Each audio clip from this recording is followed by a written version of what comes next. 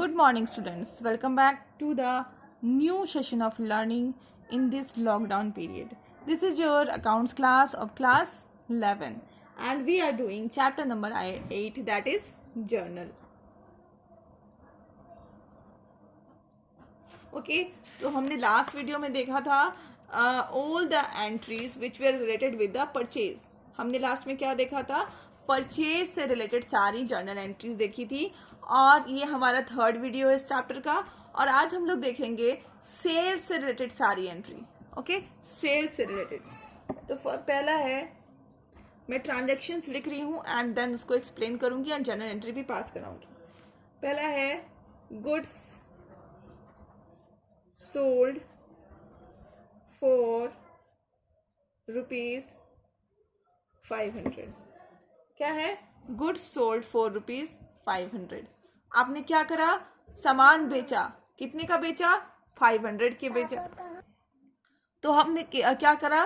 सामान बेचा, गुड्स बेचा। कितने का बेचा? 500 का बेचा।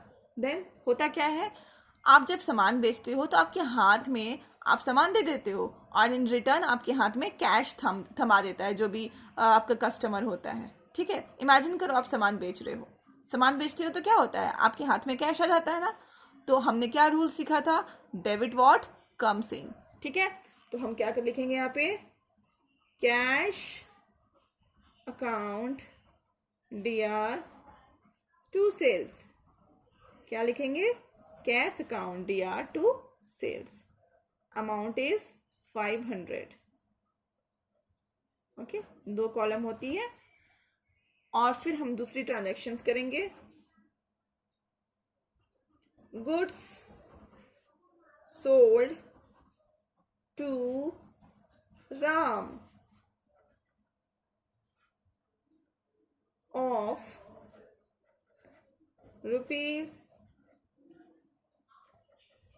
₹4,000।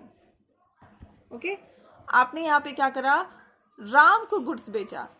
अगेन मैंने आपको लास्ट वीडियो में भी कहा था कि जब भी आप किसी से क्रेडिट परचेज करते हैं, उधार में सामान बेचते हैं या फिर खरीदते हैं, तभी उसका आप नाम लिख करके रखते हैं, वरना आप उसके नाम से आपको कोई मतलब नहीं होता है। अगर सामने वाला बंदा आपको अगर पैसा दे रहा हो कैश, तो आप उसका नाम कभी नहीं लिखते हो। नाम उसका कब लिखा जाता है? जब आपसे उधार में आप कुछ ट्रांजैक्शंस कर रहे हो, that is credit transactions you are doing. If you are doing credit sale और credit purchase, then only you write the name of that person. तो जहां पर भी नाम लिखी होती है और कहा जाता है कि गुड सोल्ड और purchased, it means that credit transactions is going on. ठीक है, यहाँ पे क्या हो रहा है? क्रेडिट ट्रांजैक्शंस हो रहा है। तो हम लोग यहाँ पे टू सेल्स तो करेंगे ही, टू सेल्स अकाउंट, बट हमें अब कैश तो मिल नहीं रहा है। ठीक है, और कैश लेना किससे है? राम से लेना है, क्योंकि राम ने ही सामान खरीदा है। तो हम लोग कैश की जगह में राम का नाम लिख देंगे। ठीक है, दिस इज 4,000 ना। All the figures are imaginary. Okay, then third, building worth, building costing ₹1 lakh was sold। ठीक है, अभी देखो, ऊपर तो हम क्या बेच रहे थे? सामान बेच रहे थे भाई। अब नीचे हम क्या बेच रहे हैं? बिल्डिंग बेच रहे हैं। ठीक है, बिल्डिंग हमारा क्या है? बिल्डिंग हमारा फिक्स एसेट्स है। ठीक है, तो जब भी हम कोई फिक्स एसेट बेचते हैं तो हम उसको सेल्स नहीं लिख सकते हैं कभी भी, या फिर परचेज नहीं लिख सकते, जो हमने पहले वाले में सीखा था। ना हम सेल्स में सेल्स लिख लेंगे, ना अगर हम परचेज करेंगे तो परचेज में परचेज भी नहीं लिख सकते हैं। हमें बिल्डिंग, कोई भी फिक्स एसेट्स बेचो या खरीदो, ठीक है, हमें उसका नाम लिखना होगा, प्रॉपर नाम लिखना होगा। ठीक है, तो जब आप बिल्डिंग बेचते हो, ठीक है, बिल्डिंग आपने बेचा, तो आपके हाथ में क्या आ गया? कैश आ गया। Debit what comes in cash account DR। ठीक है, टू, क्या बेचा आपने? बिल्डिंग बेचा। ठीक है, हम लोग यहाँ पे सेल्स लिख रहे थे, यहाँ पे बिल्डिंग क्यों लिख रहे हैं? क्योंकि ऊपर वाले में हम लोग गुड्स बेच रहे थे, सामान बेच रहे थे, और नीचे वाले में कोई फिक्स एसेट्स को बेच रहे हैं, बिल्डिंग बेच रहे हैं। बिल्डिंग अकाउंट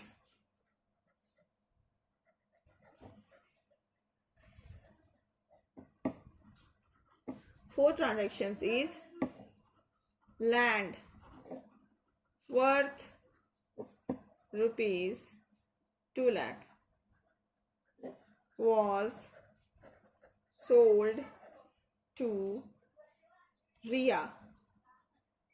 ठीक है, यहाँ पे देखो, यहाँ पे अगेन हम लोग एक फिक्स एसेट्स बेच रहे हैं. यहाँ पे बिल्डिंग बेच रहे थे, यहाँ पे जमीन बेच रहे हैं, लैंड बेच रहे हैं. Land worth rupees 2 lakh was sold to Riya. ठीक है, अब देखो यहाँ पे हमने बेचा था बिल्डिंग, बट हम लोग यहाँ पे नाम लिखा था किसी का? नहीं लिखा था. क्यों? क्योंकि हमने कैश में बेचा. ठीक है, कैश में बेचते समय हम लोग ये नहीं देखते कि कौन खरीद रहा है, अपने बुक्स ऑफ अकाउंट्स में उसका नाम नहीं लिखते कभी भी. बट अगर हम वहीं पे क्रेडिट सेल या परचेज कर रहे हैं तो वहाँ पे नाम दिखता है हमें. ये नाम पढ़ के मुझे समझ में आया कि हमने उधार में इसको बेच दिया है. हमारा जो सेल्स का ट्रांजैक्शन हुआ है it is on credit. Okay, तो हम जब करते हैं लिखेंगे. ठीक है, सबसे पहले तो जिससे पैसा लेना है हम उसका नाम लिखते हैं. देखो हमने यहाँ पे कैश अकाउंट डेबिट किया था. ठीक है, बट यहाँ पे हमें कैश तो मिल नहीं रहा है, बट कैश लेना किससे है? रिया से लेना है. Riya account DR to land. Sale किस चीज की कर रहे हैं? लैंड.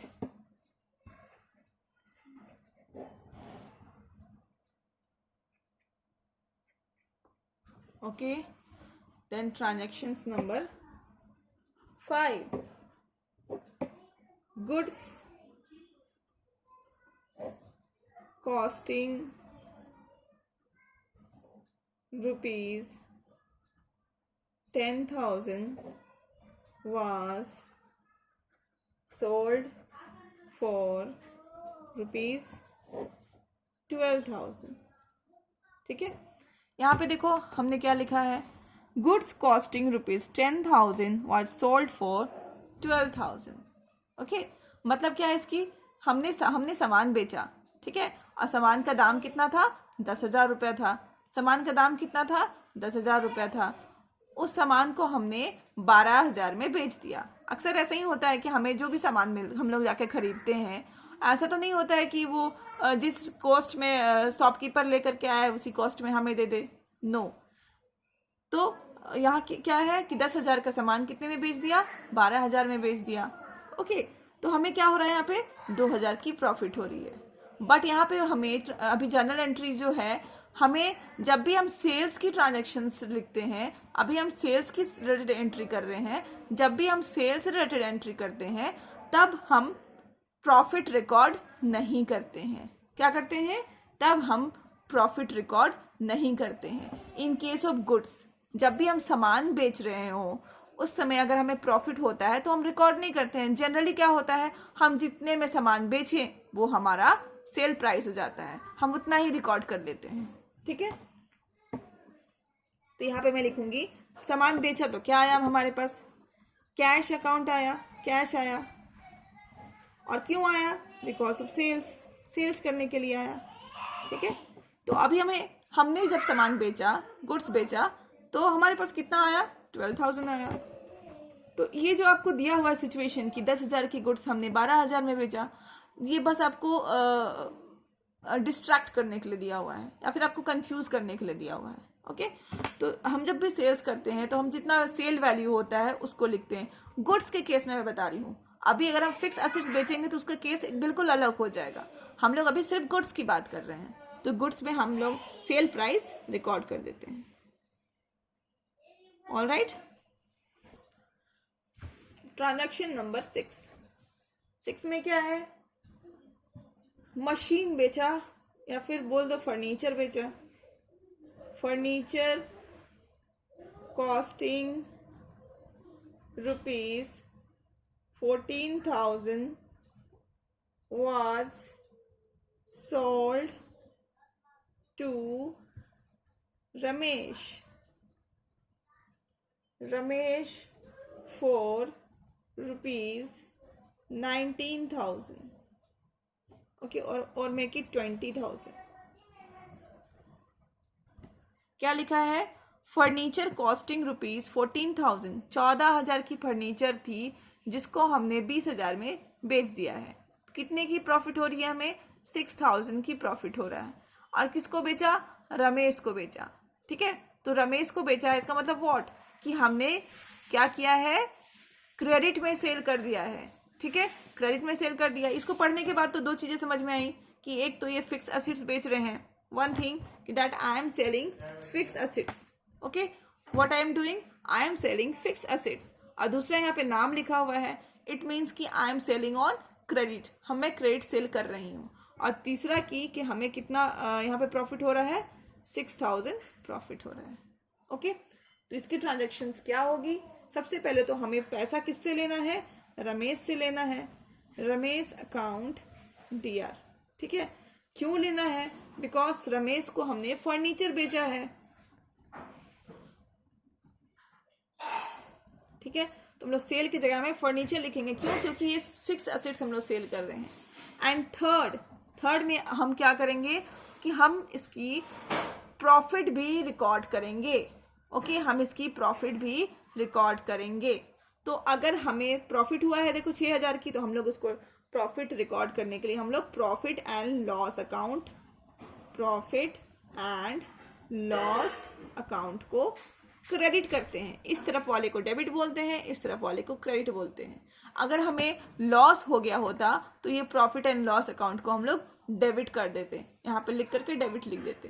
ठीक है, बट हमें इस केस में क्या हुआ है, प्रॉफिट हुआ है, इसीलिए हम लोग क्या करेंगे, प्रॉफिट एंड लॉस अकाउंट को क्रेडिट करेंगे। ठीक है, तो यहाँ पे हमने कितने में बेचा, फर्नीचर की कॉस्ट कितनी थी, 14000 थी। हमें प्रॉफिट कितना हुआ, 6000 रुपये प्रॉफिट हुआ। तो रमेश से लेना कितना है, 20000। Okay, hence the problem related with sales is solved.